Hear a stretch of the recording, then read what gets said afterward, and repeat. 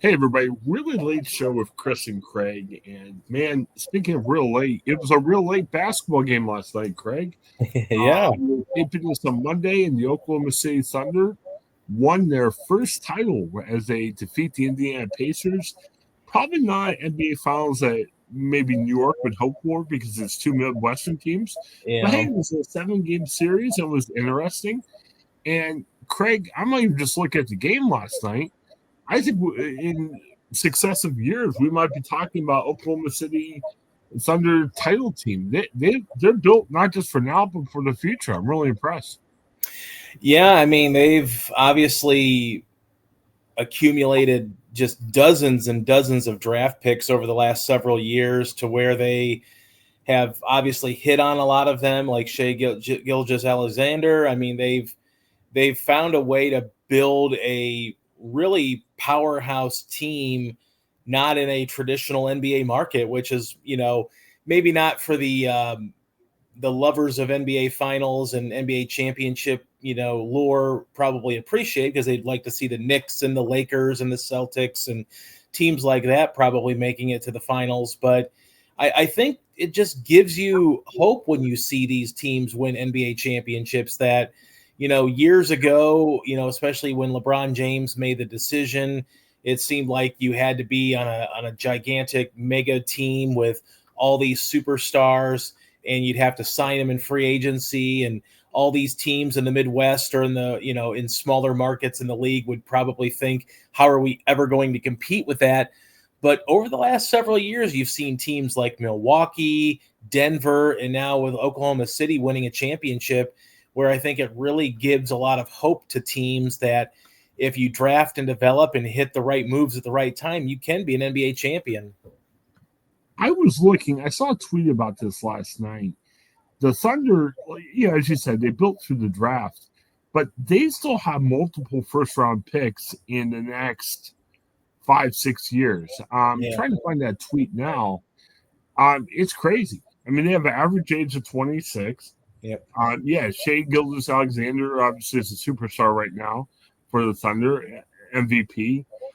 This guy Jalen Williams, is almost like his Scottie Pippen type. I mean, they drafted him in the first round a couple years ago, and now he's like the Robin to Gilgeous-Alexander's Batman. And you talk about the Cavs. You wonder, like, do they have a lot of depth in their big men? The Thunder, Chad Holmgren is a real promising young guy, Yeah. a rim protector. He can score, but he doesn't need to score in a team like the Thunder. And this Isaiah Hartenstein, which is funny, the Cavs had him for a cup of coffee earlier in his career. Now he's been this really dependable big guy. He Yeah. doesn't have to score a lot. He gets rebounds. They're really built in a nice way. Obviously, with the salary cap, guys may leave in the future. Who knows? But they've got a complete team. It's not even just one really great guy. Yeah, and I think I found the info that you were looking for. They have five. They have one, two, three, four. They have five first round picks in next year's draft. They have two this year. I mean, this is a team that has so much ammunition to more or less do whatever they feel they need to do to continue this championship window, which could last for years given the amount of talent they have. I guess the one concern would be, will they be able or willing to afford to pay all of these people when the times comes? Because the NBA, you can go over the salary cap and you can sign big supermax contracts and pay luxury taxes. So I guess the biggest question will be, if Oklahoma City wants to, will they sign all these guys and keep this team together for years to come? Will they sprinkle in these big, all these like depth of draft picks that they have to try to continue to replenish? So if someone has to leave via free agency or trade, maybe they have someone that steps in and contributes on the same level. I think they're in a good spot, though. I mean, when you're talking about that many draft picks, you're also talking about this team has really had a good tradition of being able to draft and develop. They've obviously done that, and they've obviously made the right signings and free agency or trades that they've needed to make. So this is a team that's really built for the future. I mean, I can't imagine if you're in the Western Conference right now, if you're the Lakers and you've got an aging LeBron James and you're hoping that you can maybe continue his championship window for a few more years or at least another year, you're going to have to run into a buzzsaw like Oklahoma City, though. And I just wonder if teams in the Western Conference are kind of thinking, like, what's the path forward here with how good this Oklahoma City Thunder team is and how set they are for the future.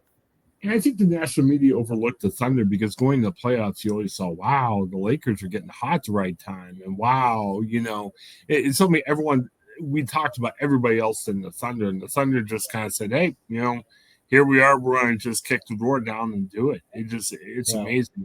And you're talking about, like, with the salary cap and everything, that second tier apron, the Cavs are looking at that. And they're like, oh, we'll spend, but you get in that second tier, you're almost paying triple salaries. I mean, it's really set up where it's hard to keep everybody. And I wonder, like, as you were saying with the draft picks, do you look at it from an aspect of, hey, we get these guys, so if we lose one or two of our studs, we at least got, these first-round draft picks, or what you could do is you could be like a Houston and trade for a superstar and trade a bunch of draft picks for that. So, there's a couple different ways they can handle it. Speaking of that, I was kind of surprised. At work yesterday, I saw the news about the Kevin Durant trade. I thought that was interesting. I can't criticize that much. I think Houston, we talked about saying, well, Houston doesn't have that closer. And Houston has a nice young team kind of comparatively to Oklahoma City. But, the difference with Oklahoma City is you've got the MVP and Shai Gilgeous-Alexander. I didn't really see any MVP type guys with Houston. So I kind of like that trade with Durant coming. I kind of wonder that they traded away a couple young guys. The 5 second-round draft picks, that's more for trade commodity. I get that. Yeah. I don't know. I mean, Kevin Durant's still a really good player, and I think he could definitely help Houston. It's interesting. It's almost like Houston's like doing this as kind of like a win now type thing. And I don't know if Houston's still up to the level of Oklahoma City even after that trade they made. Yeah, I mean, well, you're the number 2 team in the Western Conference, and you got bounced in the first round by Golden State. I think the Rockets have seen a similar trajectory maybe with like Oklahoma City, where Oklahoma City's been good for a few years and they've been bounced out of the playoffs, in various rounds. And then, obviously now Oklahoma City has finally broken through. So I think Houston looked at this as an opportunity maybe to try and do that. Yeah, and you almost have to make Durant's got to be your closer. He's got to be your I don't know if he needs to be your main scorer, but he's got to be among the top. And I kind of wonder, I mean, Durant still puts up points. He still does a really good job. But, you think back to some of his previous stops. Yeah, I don't think Durant was the problem, but he wasn't the answer. And I kind of, as Durant creeps up to older age, I think Durant's still going to put up a lot of numbers, but, you looked at Phoenix and was that big three they created, he was supposed to be the answer. And you look at sometimes in Brooklyn where he was supposed to be the answer where he wasn't. And I don't think it's Durant's fault, but I'm not sure if Durant's going to be that guy. I'm intrigued to see what happens, though, but I'm kind of skeptical, to be honest with you, seeing if that's going to work out the way it's set up. Yeah, I'm a little skeptical. I don't know that it's going to work like fully because, again, I think, Durant was supposed to be sort of the help for Phoenix to get them over the top, and that's kind of gone backwards. So I don't know that he'll be the missing piece for Houston, but I understand the trade, and I don't think they had to give up heaven and earth to get him. So I don't think that it was a huge it's not a huge risk because I think, Houston was able to keep most of their core young players together. And like you said, the second round picks are just whatever.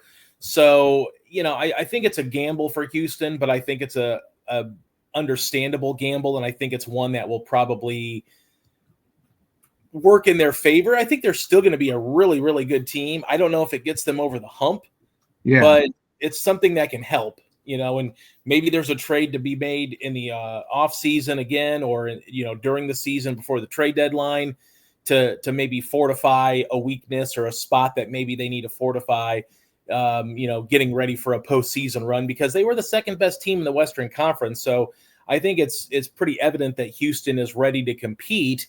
And I think right now they're looking at, well, maybe we need to get people that have been there and done that for several years. And obviously Durant is one of them. So, maybe they thought we've got a great young team, much like Oklahoma City, but we need veterans to kind of stabilize the unit and help us maybe get over that hump.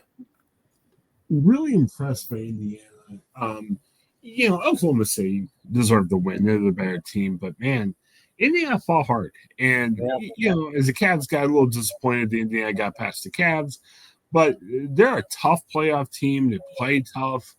I think they're pretty deep. Compared to Oklahoma City, they're not as deep, but they're a deep team. But man, losing Halliburton like that really hurt them. And I'll tell you, it's interesting. He might be out for extended time next year, which is saying something. And you look at the East now, you got Halliburton. And again, this just happened last night. We haven't heard exactly how long he's out for, but it sounds like he won't be ready for the beginning of the year from everything I've read. You look at Halliburton, Jason Tatum, with the Celtics got hurt, where he's going to miss some time next year. Right. Man, you talk about the Cavs.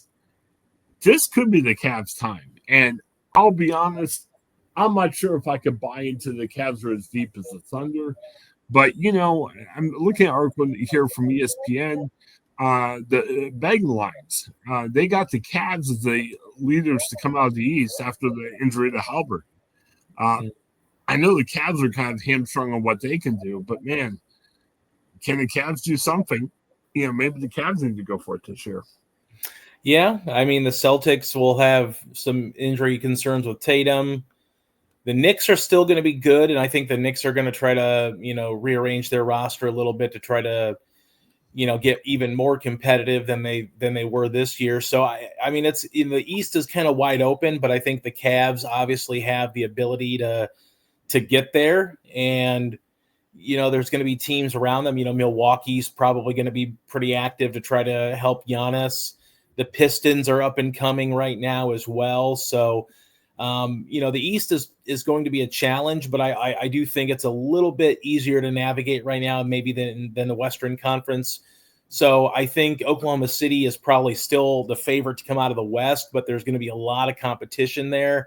Whereas the Cavs might have, maybe come playoff time next year, it might be a little bit more challenging. But I think given some of the injury issues for a lot of these teams, winning the Eastern Conference, having the best record in the Eastern Conference heading into the playoffs is pretty likely, you would think, for the Cavs, unless they just nosedive here, because they have most people coming back. They might retool a little bit to try to fortify their team to get maybe a little bit more experience possibly, or maybe a piece here or there just to try to get them out of that window where they might get knocked out by a team like Indiana again, or a Boston or New York, depending on who they face in the playoffs.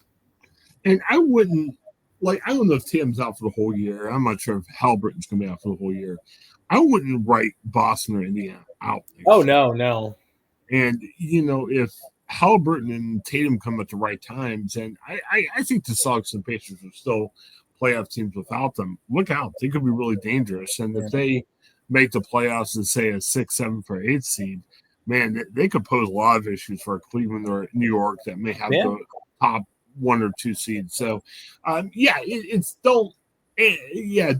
that the Cavs are like guaranteed a spot in the finals. They still got to do it, but man, this is a year for them to do something too. And I see the Cavs are possibly looking at making changes. It probably won't be super significant, but like you said, the Knicks, they fired their coach. They're looking at making some big changes. Cavs are too. This NBA draft, I'll tell you, the NBA draft's a little frustrating for me because we're taking chances on a lot of people that we don't know about. Sometimes you don't see that immediate reaction as you would in the NFL sometimes. But I think you might see some trades where maybe the non-picks are going to become a bigger deal. So we'll have to look forward and see Yeah, that. Yeah, definitely. NBA draft is this week, 2 days after the finals. Yeah, NFL, we have to wait a couple months between the end of the year and the draft.